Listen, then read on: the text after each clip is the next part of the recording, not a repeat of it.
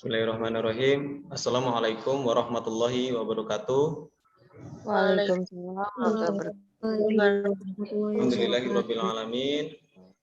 Segala puji bagi Allah Subhanahu wa taala yang telah memberikan nikmat yang begitu banyak untuk kita semua sehingga kita semua masih dapat menjalankan aktivitas kita sehari-hari dengan sebaik-baiknya. Kita dapat berkumpul di sini dalam rangka menjalankan perkuliahan pada pagi hari ini dalam keadaan yang sebaik-baiknya juga. Selawat beserta salam marilah kita sampaikan kepada junjungan kita Nabi Agung Muhammad Sallallahu Alaihi Wasallam yang insya Allah kita semua nanti semoga bisa mendapatkan syafaatnya ila yaumil qiyamah. Baiklah, di sini perkenalkan saya Irfan Aryansa selaku moderator pada perkuliahan kita pada pagi hari ini. Di sini kelompok 5 akan mempresentasikan materi mengenai teori-teori psikodinamika. Kelompok 5 tersendiri terdiri atas saya pribadi Irfan Aryansah, kemudian ada rekan saya Firdaryanti. Untuk materi yang pertama akan disampaikan oleh saya sendiri. Oke, langsung aja ya. Oke, menurut ini Sigmund Freud, Anna Freud, dan Melanie Klein, kebanyakan psikoanalisis pada awal abad ke-20 membantu klien anak terutama berdasarkan observasi tidak langsung terhadap perilaku mereka dan konsultasi dengan orang tua mereka. Anna Freud sangat memperluas gagasan ayahnya tentang perkembangan manusia dan menjadi sangat tertarik pada bagaimana ego berkembang mengendalikan dorongan emosionalnya. Kemudian ada dari Carl Jung, konsep Jung tentang anak itu bukanlah bahwa mereka adalah papan tulis kosong, tetapi merupakan produk dari ketidaksadaran kolektif dan banyak generasi dari sejarah keluarga mereka. Tujuan utama bagi terapi Jungian adalah individuasi melalui integrasi ego dan bayangan. Salah satu teknik yang sering digunakan dalam analisis Jungian adalah pembuatan sebuah mandala. Baik, materi selanjutnya akan disampaikan oleh Firdaryanti. Kepadanya dipersilahkan. Selanjutnya ada Adler dan psikologi individual. Adler percaya bahwa manusia adalah makhluk tertanam secara sosial yang pilihan hidupnya dibuat untuk mencerminkan perasaan mereka tentang konteks dan keadaan unik mereka sendiri. Teori-teori pendekatan. Bowlby mengembangkan teori pendekatan yang mengemukakan gagasan bahwa banyak perilaku orang dewasa berakar pada pengalaman yang sangat awal dengan pengasuh. Jika seseorang anak mengalami pengasuhan yang konsisten dan hangat, biasanya dicirikan perilaku percaya diri dan stabil secara emosional. Di sisi lain, jika mengalami pengasuhan yang tidak konsisten dan kasar, anak mengalami ketakutan atau cemas. Next.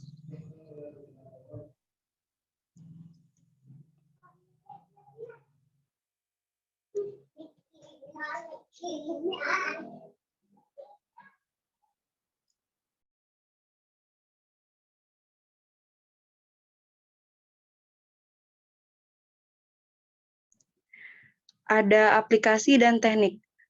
Dibagi menjadi 3, yaitu ada analisis mimpi, Senplay Jungian, terapi bermain Adlerian. Kemudian ada pendekatan berbasis perlekatan. 3 pendekatan paling umum yaitu Parental Interaction Therapy atau terapi interaksi orang tua anak, Dyadic Developmental Psikoterapi atau psikoterapi perkembangan diadik, dan terapi.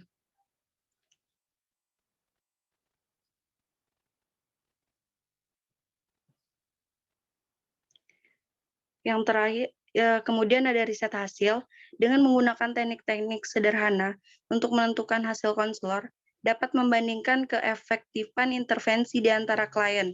Misalnya, membuat skala pertanyaan bisa ditambahkan pada setiap sesi konseling untuk memberi gambaran kasar mengenai pengalaman gejala klien dari waktu ke waktu. Jawaban dari pertanyaan dipindahkan ke grafik agar konselor melihat progres seseorang dari waktu ke waktu. Yang terakhir ada aplikasi di sekolah dan klinik. Sebagai contoh, konselor sekolah dapat melakukan identifikasi terhadap alasan dibalik perilaku buruk dan merancang intervensi yang mendorong lebih banyak perilaku prososial pada tempatnya. Terima kasih.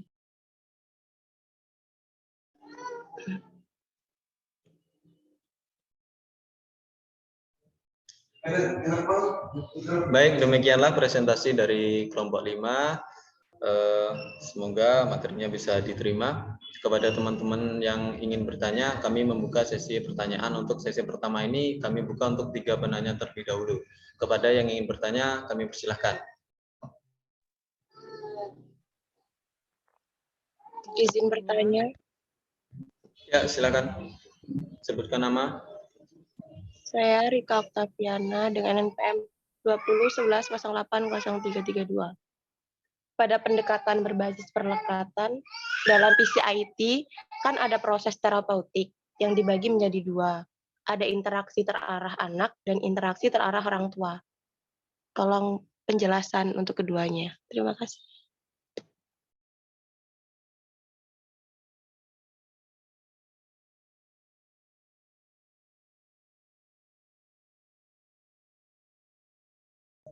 Baik, terima kasih atas pertanyaannya. Selanjutnya.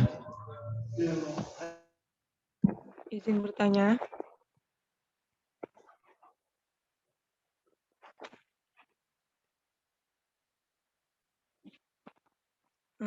Saya Siti Ratna Azizah dengan NPM 2011080447. Izin bertanya.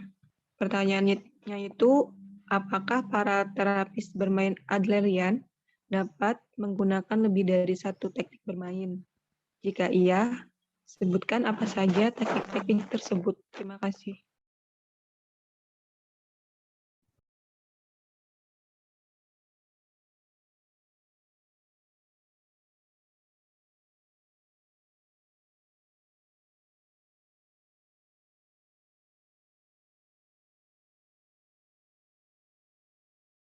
Selanjutnya, ada lagi?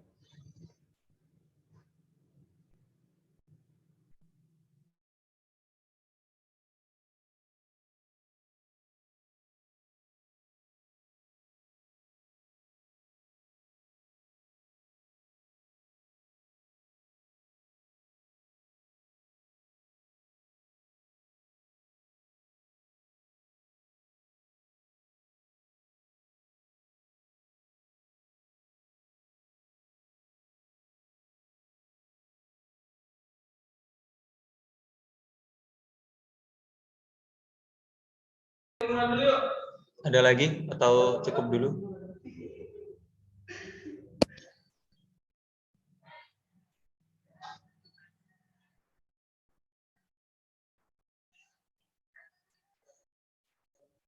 Baik, kalau tidak ada yang bertanya lagi, kami cukupkan dulu untuk sesi pertama ini untuk 2 orang dulu ya. Mohon ditunggu sebentar.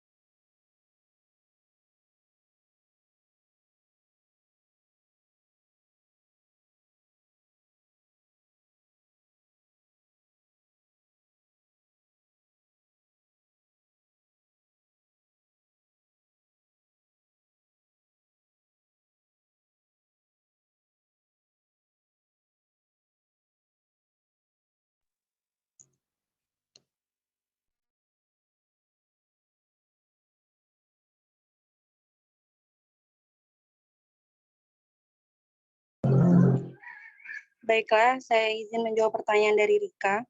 Pada pendekatan berbasis perlekatan dalam PCIT ada proses terapeutik yang dibagi menjadi 2, ada interaksi terarah anak dan interaksi terarah orang tua. Tolong jelaskan keduanya.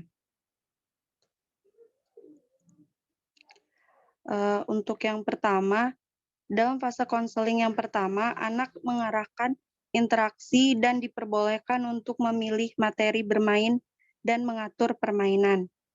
Selama fase ini, terapis mendampingi orang tua dalam hal sebagaimana berinteraksi secara responsif dengan anak. Fase ini dirancang untuk meningkatkan hubungan anak dengan orang tua. Kemudian ada fase kedua, interaksi terarah orang tua adalah di mana orang tua belajar teknik-teknik untuk meningkatkan kepatuhan anak dengan pengarahan. Bagaimana, Rika? Terima kasih Firda atas jawabannya. Baik, sama-sama.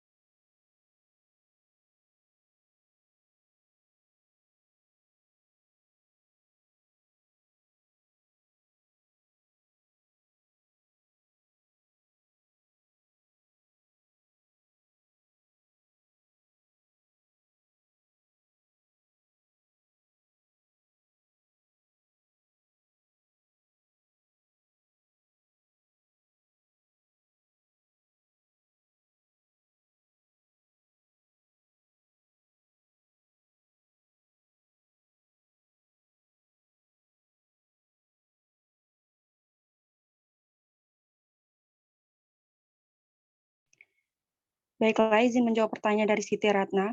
Apakah para terapis bermain Adlerian dapat menggunakan lebih dari satu teknik bermain?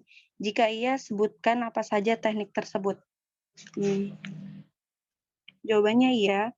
Para terapis bermain Adlerian dapat menggunakan berbagai macam teknik, seperti teknik game terstruktur, permainan imajinatif, permainan peran, latihan menulis kreatif, teknik seni visual, sesi keluarga dan saudara kandung, dan tugas pekerjaan rumah untuk mendorong anak untuk mencapai tujuannya.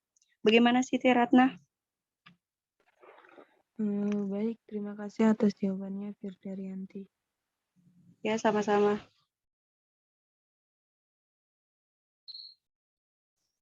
Oke, baik teman-teman, tadi udah dijawab ya 2 pertanyaan. Sekarang kita buka untuk sesi kedua. Apakah masih ada yang mau ditanyakan dari teman-teman semua? Izin bertanya. Silahkan. Nama Anissa Roslaini dengan NPM 011080021. Pertanyaannya, kan di dalam pendekatan berbasis perlekatan itu ada pendekatan developmental psikoterapi atau DDP. Nah, DDP itu apa? Tolong jelaskan. Terima kasih. Oke. Baik, selanjutnya masih ada yang ingin bertanya?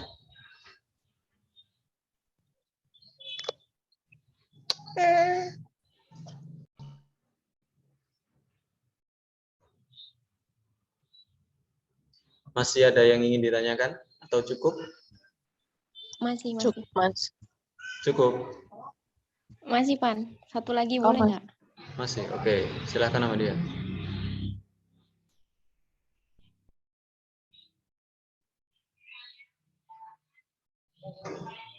Pertanyaannya, jelaskan 2 tahapan dari proses terapeutik PCIT. Oke, terima kasih atas pertanyaannya. Saya rasa cukup untuk sesi tanya jawabnya. Untuk penanya, mohon untuk menunggu jawabannya. Terima kasih.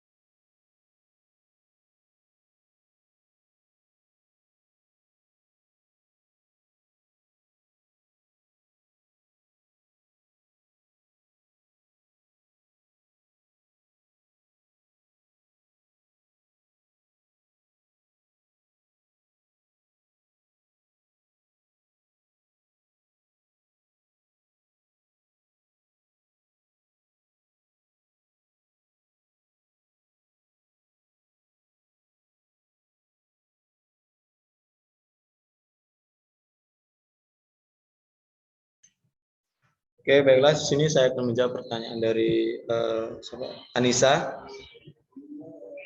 Jadi pertanyaannya,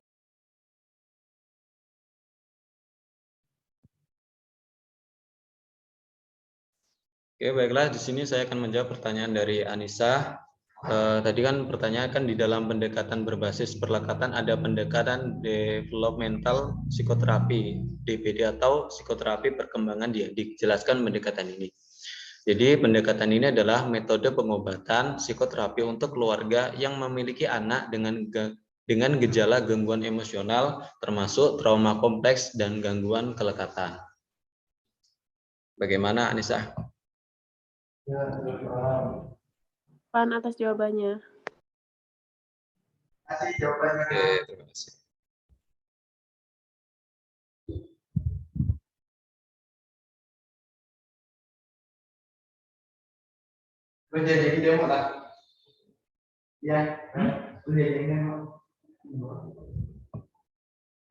Untuk jawaban dari Amadia akan dijawab oleh Firda. Kepadanya dipersilahkan. Baik, saya akan menjawab pertanyaan dari Amadea. Jelaskan 2 tahapan dari proses terapeutik PCIT. Dalam PCIT, proses terapeutik dibagi menjadi 2 tahap utama, yaitu interaksi terarah anak dan interaksi terarah orang tua. Dalam fase konseling yang pertama, anak mengarahkan interaksi dan diperbolehkan untuk memilih materi bermain dan mengatur permainan. Fase kedua, interaksi terarah orang tua, di mana orang tua belajar teknik-teknik untuk meningkatkan kepatuhan anak dengan pengarahan. PCIT dirancang untuk digunakan dengan anak-anak yang usia antara 3 sampai 6 tahun bersama orang tua mereka. Bagaimana, Amadea? Baik, terima kasih Firda atas penjelasannya. Baik, sama-sama. Baiklah, saya rasa cukup tadi pertanyaannya sudah dijawab semua. Cukup ya, tidak ada yang ditanyakan lagi ya. Oke, baiklah demikian presentasi dari kelompok 5. Saya selaku moderator, mohon maaf atas segala kesalahan dan kekurangan dalam membantu kegiatan diskusi kita pada pagi hari ini. Dan kepada Allah, saya mohon maghfirahnya. Kami akhiri. Wassalamualaikum warahmatullahi wabarakatuh. Waalaikumsalam warahmatullahi wabarakatuh.